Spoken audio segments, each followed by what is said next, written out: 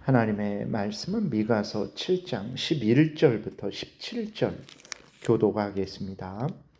내 성벽을 건축하는 날 곧 그날에는 지경이 넓혀질 것이라. 그날에는 아수르에서 애굽 성읍들에까지, 애굽에서 강까지, 이 바다에서 저 바다까지, 이 산에서 저 산까지의 사람들이 내게로 돌아올 것이나, 그 땅은 그 주민의 행위의 열매로 말미암아 황폐하리로다. 원하건대 주는 주의 지팡이로 주의 백성 곧 갈멜 속 삼림에 홀로 거주하는 주의 기업의 양떼를 먹이시되, 그들을 옛날같이 바산과 길르앗에서 먹이시옵소서. 이르시되 내가 애굽 땅에서 나오던 날과 같이 내가 그들에게 이적을 보이리라 하셨느니라. 이르되 여러 나라가 보고 자기의 세력을 부끄러워하여 손으로 그 입을 막을 것이요 귀는 막힐 것이며, 그들이 뱀처럼 티끌을 핥으며 땅에 기는 벌레처럼 떨며 그 좁은 구멍에서 나와서 두려워하며 우리 하나님 여호와께로 돌아와서 주로 말미암아 두려워하리이다. 아멘. 기도드리겠습니다. 살아계신 하나님 감사합니다. 이 시간에 하나님의 말씀을 전하고 듣고자 하오니 성령께서 역사하셔서 하나님의 뜻을 잘 알고 믿고 순종하게 도우소서.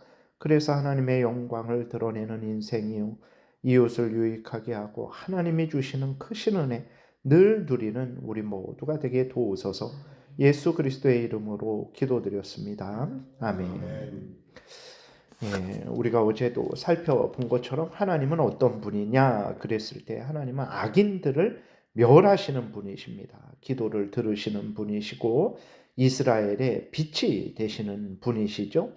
또 하나님은 하나님을 경외하는 자들을 구원하시는 분이시고 대적들을 멸하시는 분이십니다.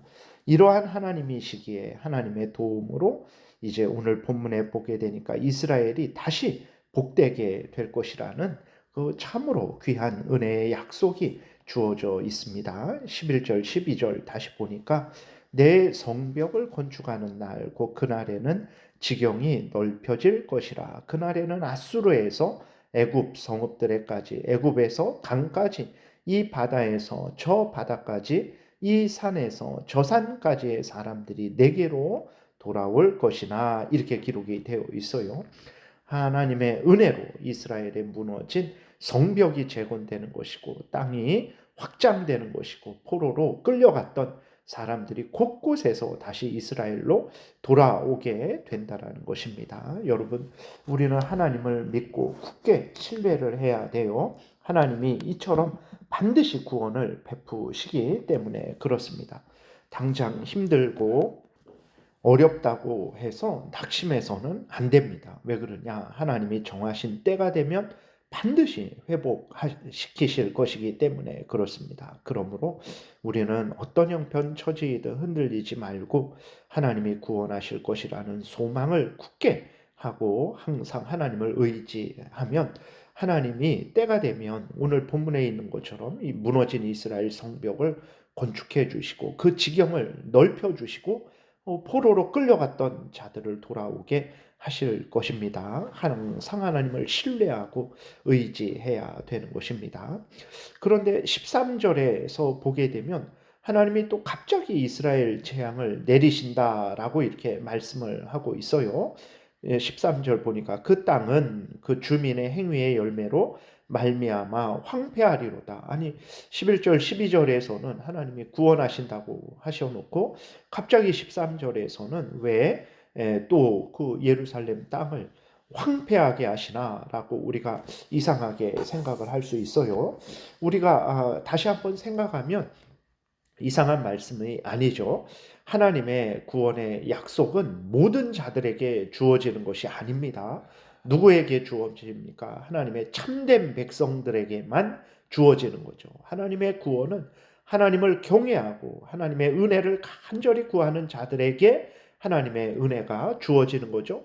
반대로 위선자들, 하나님을 경외하지 않는 자들, 겉으로 말로만 하나님을 믿는다고 그리고 중심으로는 하나님을 믿지 않고 하나님을 사랑하지 않는 자들에게는 하나님의 구원의 약속은 이루어지지 않습니다. 그래서 11절부터 12절 이것은 이제 11절 12절은 하나님의 택한 백성들, 하나님을 경외하는 자들을 향한 하나님의 약속의 말씀이고 13절은 위선자들, 즉 죄를 회개하지 않고 하나님을 자신들의 하나님으로 믿지 않는 자들을 향한 하나님의 말씀이죠. 그러니까 이스라엘 백성들 중에는 다 하나님의 참된 백성들이 아니에요. 거짓된 백성들도 섞여 있는 것입니다. 그래서 참된 백성들에게는 구원을 약속하시고 거짓된 백성들에게는 하나님이 그에 대한 상응하는 공의의 형벌을 하나님이 선언하신 것입니다. 14절은 이제 다시 하나님이 택한 백성들에게 구원을 베푸시기를 이제 미가 선지자가 간절히 하나님의 백성들이 간절히 기도하는 내용입니다. 14절에 원하건대 주는 주의 지팡이로 주의 백성 곧 갈멜 속 삼림에 홀로 거주하는 주의 기업의 양떼를 먹이시되 그들을 옛날같이 바산과 길르앗에서 먹이시옵소서 그랬어요. 하나님은 목자시죠. 그래서 하나님은 우리의 목자라는 것을 분명히 믿어야 됩니다. 그래서 목자 되신 하나님께 이스라엘 백성들이 하나님의 택한 백성들이 자기들을 인도해 달라고 자기들을 먹여 달라고 이제 기도하는 것이죠. 그래서 주의 백성 곧 갈멜 속 삼림에 홀로 거주하는 주의 기업의 양떼 이것은 이제 이스라엘의 참된 백성들 하나님을 경외하는 참된 백성들을 나타내고 모든 시대 모든 교회들을 의미하는 것입니다. 그래서 살아계신 하나님께서 참된 하나님의 백성들을 먹여달라고 간절히 기도하는 것이죠. 그리고 그들을 옛날같이 바산과 길르앗에서 먹이시옵소서 그랬을 때 바산과 길르앗은 아주 이렇게 푸른 목조지입니다. 양들이 소들이 아주 잘 살아갈 수 있는 아주 복된 곳이에요. 그래서 정말 그 푸른 초장 맑은 시냇물가로 옛날처럼 하나님이 도우셨던 것처럼 도와달라고 그렇게 간절히 하나님께 기도를 드리는 거예요. 이렇게 미가 선지자가 하나님의 구원의 은혜를 간구하니까 하나님의 택한 백성들이 하나님의 은혜를 간구하니까 어떻게 합니까? 하나님이 응답하세요. 우리가 살펴봤던 대로 하나님은 기도를 들으시는 하나님이시라는 것을 우리가 항상 잊지 말아야 되는 것입니다. 하나님이 그 기도를 들으시고 응답을 해 주시는 거죠. 15절에 보니까 이르시되 내가 애굽 땅에서 나오던 날과 같이 내가 그들에게 이적을 보이리라 하셨느니라.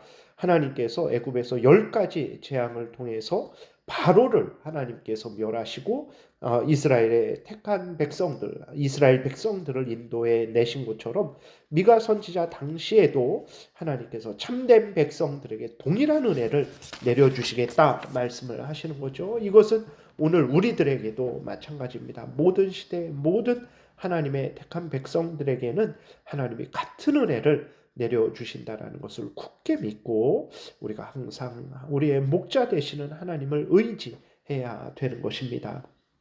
이렇게 하나님께서 하나님의 백성들을 구원하시니까 그 대적들이 수치를 당하게 됩니다. 도망하게 되어 16절에 보게 되니까 이르되 여러 나라가 보고 자기의 세력을 부끄러워하여 손으로 그 입을 막을 것이요 귀는 막힐 것이며 그들이 뱀처럼 티끌을 핥으며 땅에 기는 벌레처럼 떨며 그 좁은 구멍에서 나와서 두려워하며 우리 하나님 여호와께로 돌아와서 주로 말미암아 두려워하리로다. 그러니까 그전에는 자기들의 세력을 대단하게 여기고 자랑하고 이스라엘 백성들을 핍박하고 하나님을 조롱하던 자들이 하나님께서 애굽에서 나타내셨던 그 권능으로 그 대적들을 치시고 택한 이스라엘 백성들을 구원하시니까 그 대적들이 이제 부끄러워하는 거죠. 손으로 입을 막고 귀를 막고 이제 뱀처럼 티끌을 핥고 벌레처럼 떨고